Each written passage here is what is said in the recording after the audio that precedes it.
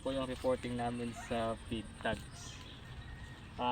Ito yung BMEC Integra 1000 with immunoboosters plus probiotics and organic selenium.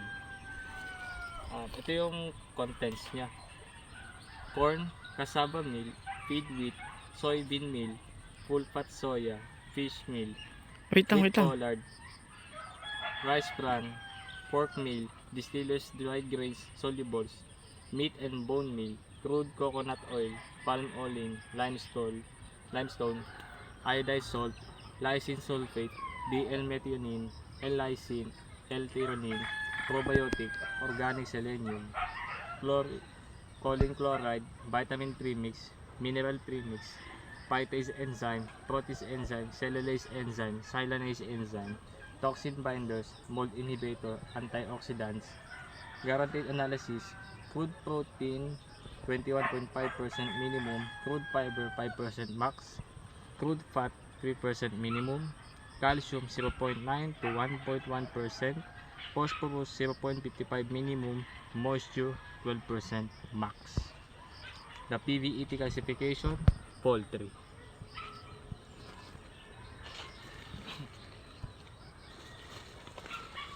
Ito naman po yung pang pre-starter. Ito po ay yung Sunjin Platinum Piggy Meal for 7 days and above. Ito po ay micro pellet fortified with probiotics, micro pellet, and ang bigat po ito is 25 kilograms.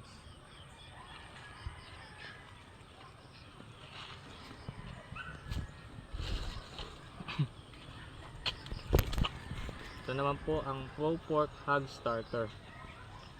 Ito po ay mash na feeds, and ito po ay may bigat na 50 kilograms.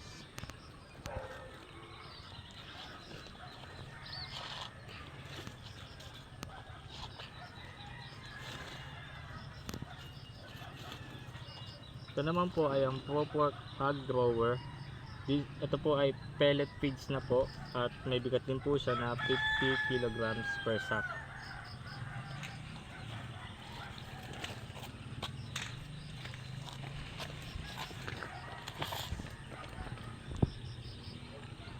Ito naman po ay ang BMEC Integra 3000 with immunoboosters, probiotics, and organic selenium. Ito po ay finisher na para sa mga free range chicken. Ito po ay pellet. Ang content po niya ay corn, cassava meal, feed wheat, soybean meal, full fat soya, fish meal, wheat pollard, rice bran, pork meal, distillers dry grains solubles, meat and bone meal, crude coconut oil, palm oil, limestone, inorganic phosphates, iodized salt, lysine sulfate, D-L-methionine, L-lysine, L-theanine, probiotic, organic selenium, choline chloride, vitamin premix, mineral premix, phytase enzyme, protease enzyme, cellulase enzyme, silanase enzyme, toxin binders, mold inhibitor, antioxidants. Guaranteed analysis: crude protein 17%, crude fibers 8% maximum, crude fat 3% minimum, calcium 0.75 to 0.85%, phosphorus 0.55 minimum, moisture 12% max. PBE classification: poultry.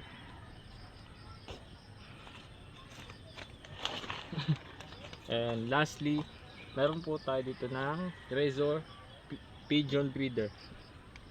Ito po ay feeds para sa mga nag-breed ng mga pigeon. Nandito po sa likod yung kanyang ingredients. Ang ingredients niya ay sorghum, safflower seeds, whole corn, green peas, dun peas, flax seeds, tapilan, peanut, whole wheat, red and white. The guaranteed analysis: crude protein not less than 15%, crude fat not less than 4%, crude fiber not more than 6%, moisture not more than 12%. Thank you po. Ito naman po is yung for rough gauges. Ito po is rice straw. What is rice straw? Rice straw is a rice byproduct produced when harvesting paddy. Each kilograms of milled rice produced results in roughly 0.7 to 1.4 kilograms of rice straw depending on varieties. Cutting in height of the stubbles and moisture content during harvest. The use of rice straw for animal feeding. Rice straws are a full livestock feed, and rice straw is no exception. It contains about 80% of substances which are potentially digestible and are therefore sources of energy. But actual digestibility by remnants is only 45 to 50%.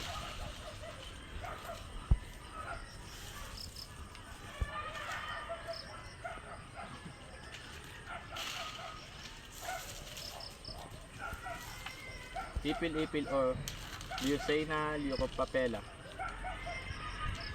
Leucaena leucopapella is a small fish-growing mimosoid tree native to southern Mexico and northern Central America, Belize and Guatemala, and now naturalized throughout the tropics including parts of Asia. The ipil-ipil uses for animal feeds. It can be used as an animal feed after removing the harmful amino acid called mimosine through fermentation and drying process. Ipil-ipil is also rich in nutrients which twigs and leaves containing 27 to 32% dry matter, 23 to 28% crude protein, and 20 to 26% crude fiber.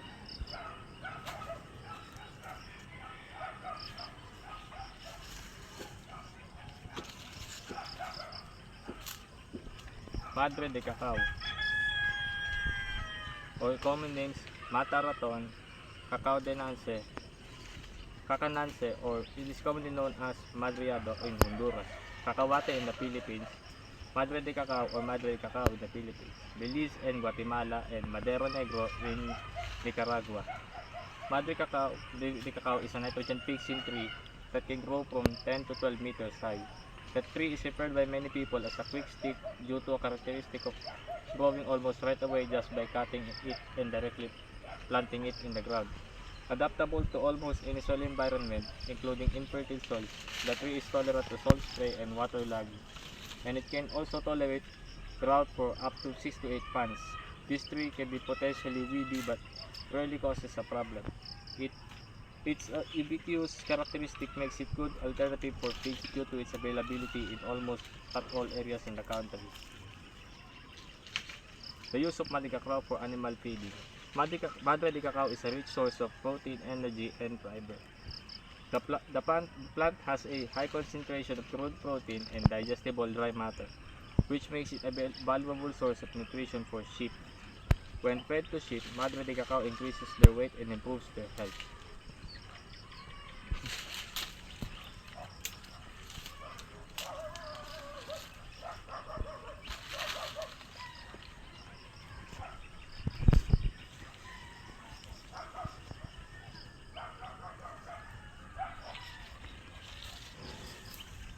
Guinea grass.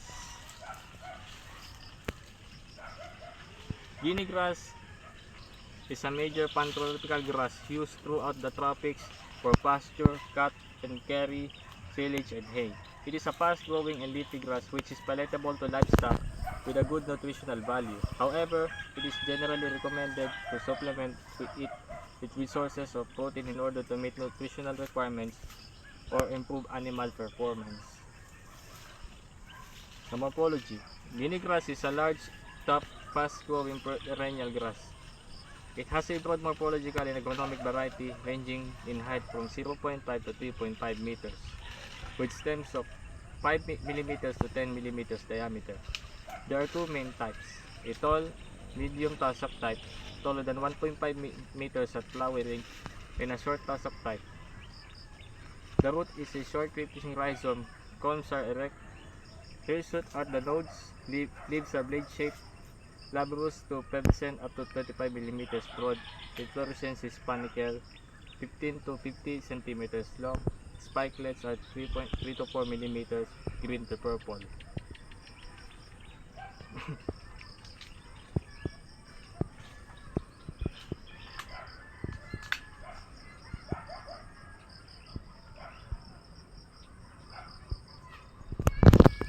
guinea grass use.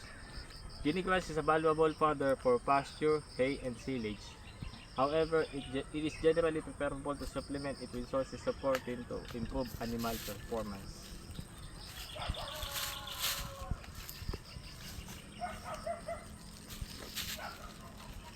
Stargrass.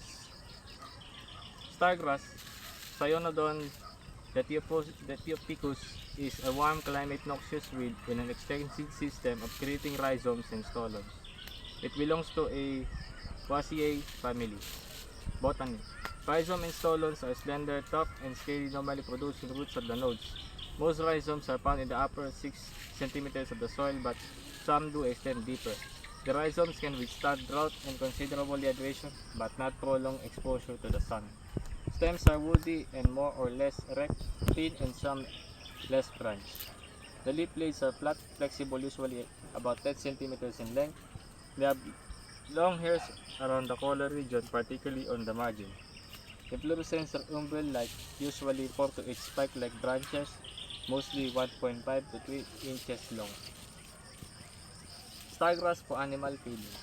This is a local grass found in the Philippines and best used as an animal forage. It is low in protein but high in fiber and suitable to different animals such as horse, goats, cows, and rabbits, and other small animals of all ages.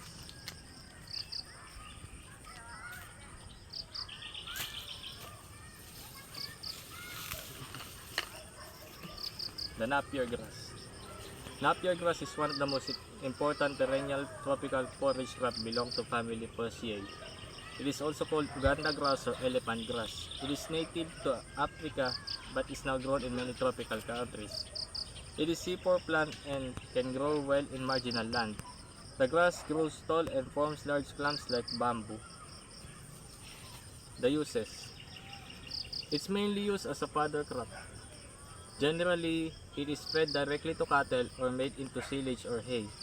It produces huge biomass and can be harvested multiple times in a year, which making it a good raw materials for biofuel production.